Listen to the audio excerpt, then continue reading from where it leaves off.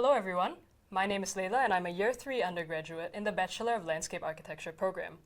Through this presentation, I will be sharing a bit about my experiences in NUS and hopefully give you a glimpse at what it's like to study this unique field. Making the decision to study landscape came out of two lifelong interests, nature and visual art. In secondary school, I studied geography and art, and that led me to Singapore Polytechnic, where I got my diploma in landscape architecture. Through my years there, I got a foundation in landscape practice and a taste of the industry.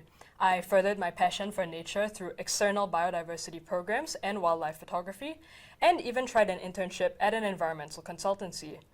By then, I was sure landscape architecture is the right choice for me, and I continued my studies in NUS. Coming from a diploma program, I was able to enroll directly into the Year 2 of NUS BLA. Now, what do we actually study?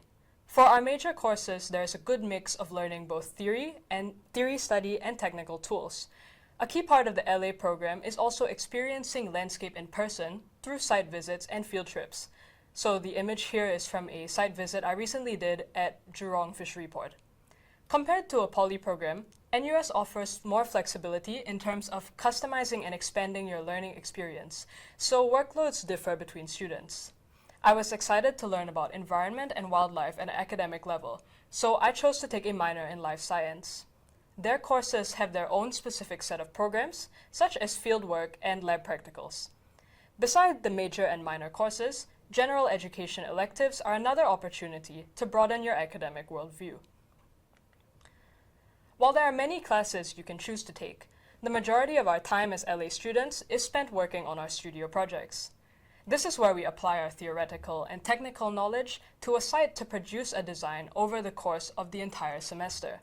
This is an example of the general design workflow from my Design 3 studio project, Ridgeline Park, which I was awarded Best in Studio for.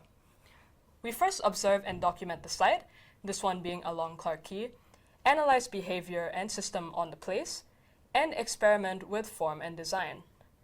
The outcome of this design was to create a park that promotes spontaneous interaction and free public programming in a place where activities are mostly paid for.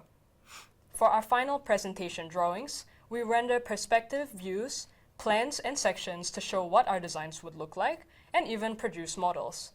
Other than these methods, there are also various opportunities to experiment with other media, such as video.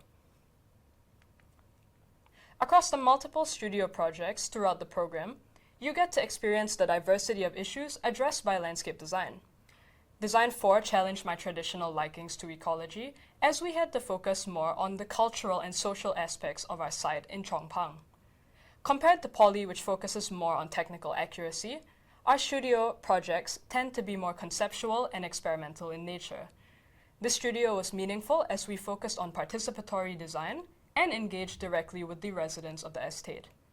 My group conducted sketch interviews to have residents sit down and have long and in-depth conversations while waiting for their portrait to be drawn.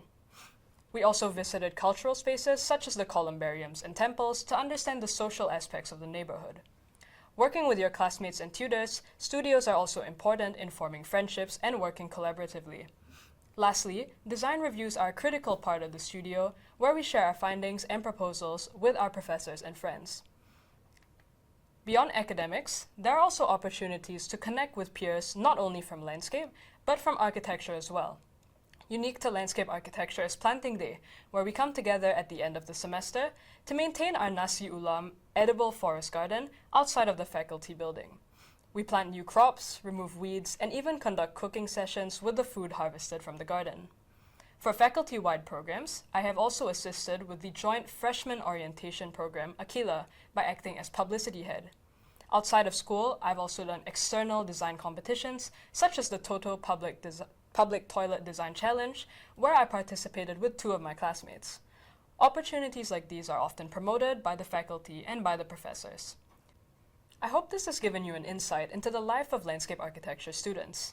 If you'd like to find out more on landscape architecture and on CDE admissions, you can scan the QR codes here. Thank you, and we hope to see you in CDE soon.